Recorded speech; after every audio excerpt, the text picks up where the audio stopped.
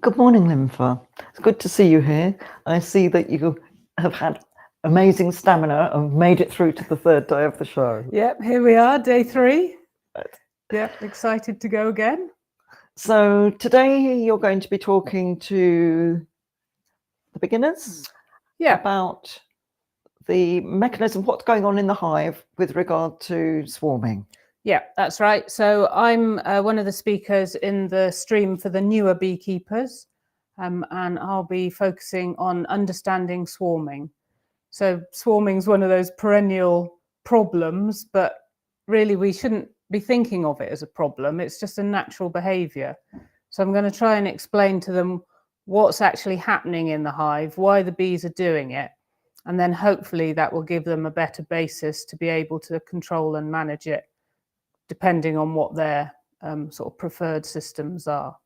So from the point of view of us humans, swarming is a problem because the hive that is supposed to be building up and producing honey for us loses some of its bees, and often a good proportion of their bees. Yeah. And from the general public's point of view, they're frightened of swarms, whereas they don't need to be. They're usually busy, far too busy to worry about us. And the swarm might take up residence somewhere which is inconvenient for us. Yeah, I mean, that's the biggest problem, really. If we didn't have to worry about swarming and we could just let it happen, then, you know, bees would just get on with it and do what they do.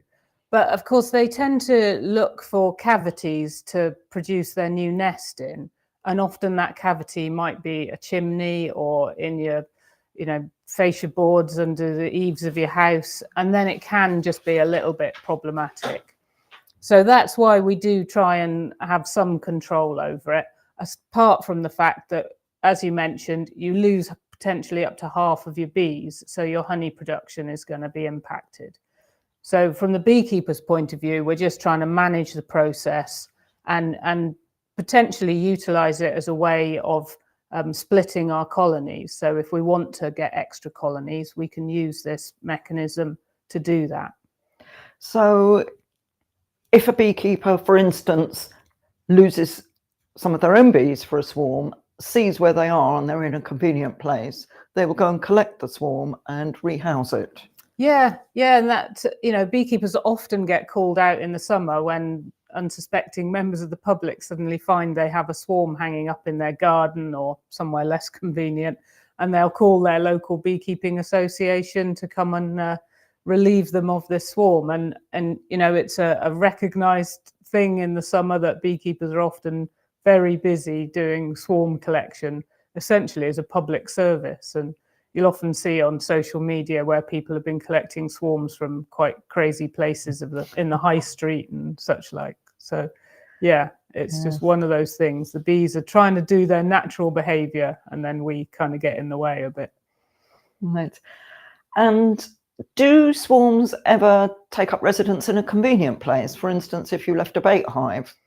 Yeah, and that is a potential way to populate empty hives. So often beginner beekeepers, rather than buying a nucleus of bees, will just put an empty hive out and see if they can catch a swarm. And sometimes they're successful, but there's no guarantees in life. So but it is entirely possible. So from the bees' point of view, would it be automatic for them to try and move away from the area to take advantage of a different area of forage, or? Yeah, so essentially that's what's happening. Swarming is all about the bees' natural reproduction process, but they use that process to move slightly further away from their home camp to take advantage of new forage, better environment. So it's a way that they can sort of move and colonize new areas. So, yeah, sometimes they might get it wrong and they might move somewhere that actually isn't as good as where they came from. But, until they go and try it out, they don't really know. That's brilliant. And remind us, what time is your talk? 1:15 in the newer beekeepers stream. So, yeah, I'll be looking forward to having a chat to the beekeepers there and, hopefully give them some useful information. So if you'd like to come along, that's on the first floor. You've got all morning to get here and make it to the lecture. These ones won't be filmed and put on YouTube later. So you need to come in person to hear Lynfa speak and learn all about how bees want to swarm, how we can best help them and help themselves. And we look forward to seeing you here at Sandown Park Racecourse later today.